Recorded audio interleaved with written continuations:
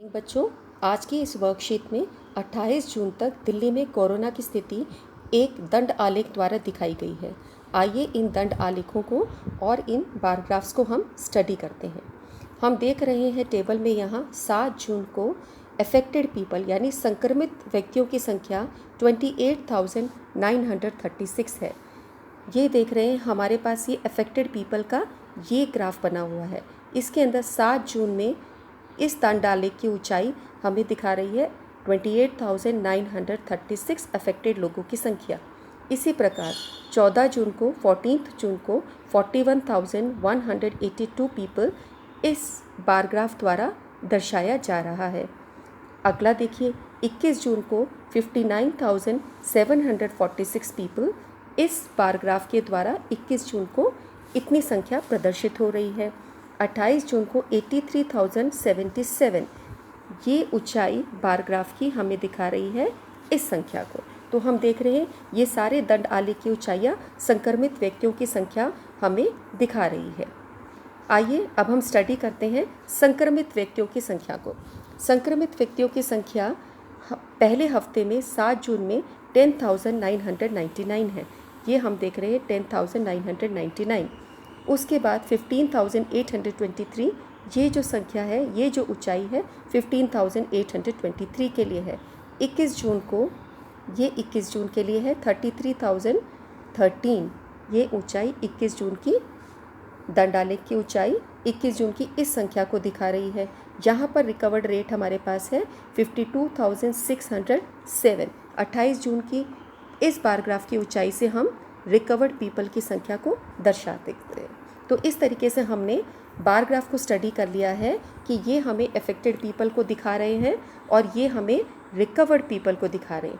आइए देखें अब इनके क्वेश्चंस किस तरीके से हैं। प्रश्न में हमें दिया गया है दंड आलेख के आधार पर निम्न प्रश्नों के उत्तर हमें देने हैं।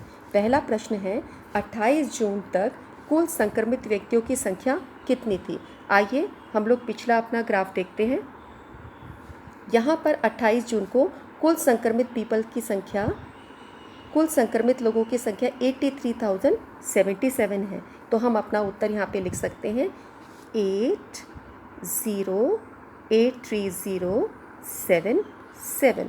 अगला प्रश्न पढ़ते हैं 28 जून तक कुल कितने व्यक्ति कोरोना महामारी से ठीक हुए। यहाँ पर हमें ठीक व्यक्तियों की संख्या देखिए। आइए हम ग्राफ को फिर से स्टडी करते हैं।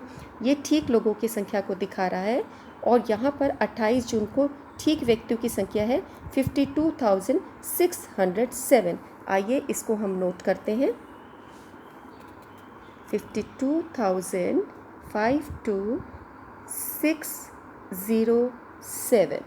ओके, अगला प्रश्न है जून के कौन से सप्ताह में मरीज सबसे ज़्यादा ठीक हुए। यहाँ पर हमें सप्ताह में ठीक होने वाले मरीज़ों की संख्या देखनी है।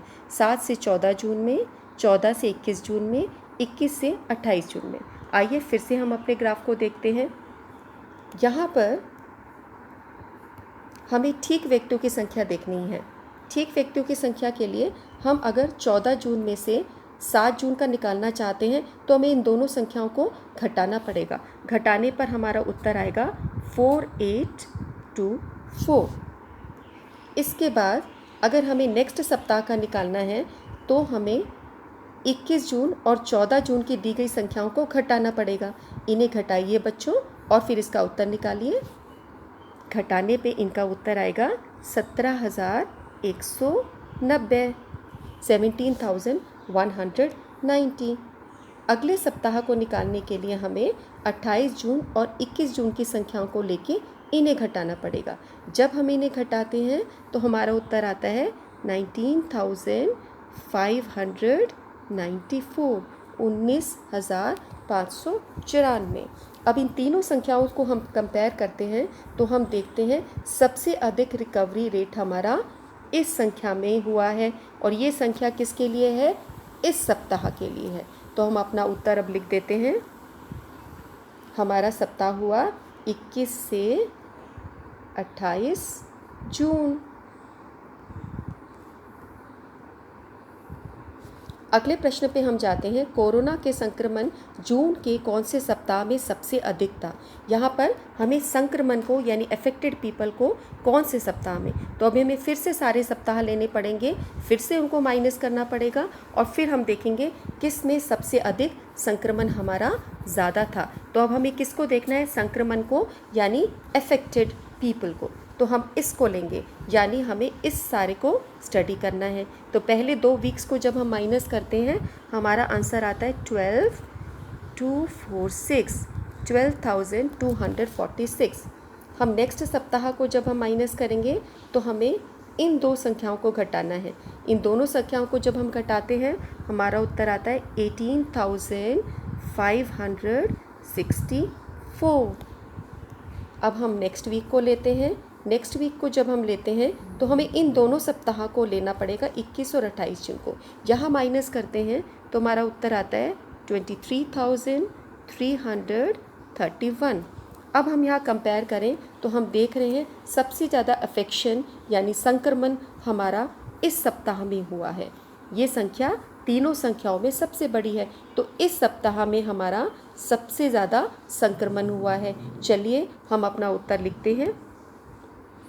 तो हमारा सबसे अधिक संक्रमण कब हुआ? 21 से 28 जून। या तो आप ऐसे उत्तर लिख सकते हैं या यहाँ टिक भी कर सकते हैं। इससे अगला प्रश्न हमारा है, 5वें क्वेश्चन पे हम चलते हैं। 7 जून से 28 जून में के बीच कुल कितने व्यक्ति कोरोना महामारी से संक्रमित हुए? यानी 7 से 28 जून के बीच कितने लोगों को संक्रमण हुआ? आइए हम फिर से अपने पिछले टेबल पे चलते हैं। यहाँ पर हम देख रहे हैं कि हमें 7 जून से 28 जून के बीच में संक्रमण को देखना है। ये 28 जून है, ये 7 जून है। ये जो संख्या है ये 7 जून तक कितने लोग संक्रमित हुए वो संख्या है। तो हमें दोनों के बीच का अगर निकालना है तो हमें इन दोनों संख्याओं को घटाना पड़ेगा। जब हम इन दोनों संख्याओं को घटाते हैं तो हमारा उत्तर आता है 54141। ये हमारा संक्रमण है। चलिए नेक्स्ट पेज पे इसका हम आंसर लिखते हैं। 54141। Okay, now let us come to 6th question.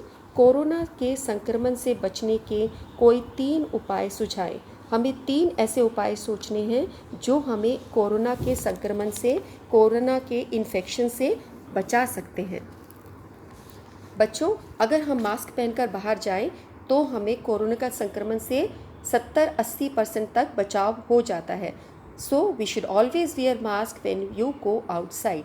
ये पहला तरीका है कोरोना संक्रमण से बचने के लिए।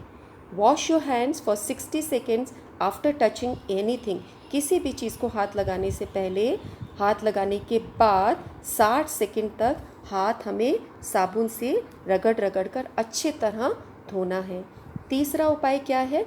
Try increasing your immunity by taking turmeric, ginger, giloy and many other things available. इन सब चीज़ों के द्वारा, हल्दी, अदरक, गिलोय आदि से हम अपनी रोग प्रतिरोधक क्षमता को बढ़ा सकते हैं। आप सभी बच्चे इस सारी वर्कशीट को कंप्लीट कीजिए और इसके पिक हमें ग्रुप में भेजें। ओके बच्चों, थैंक यू।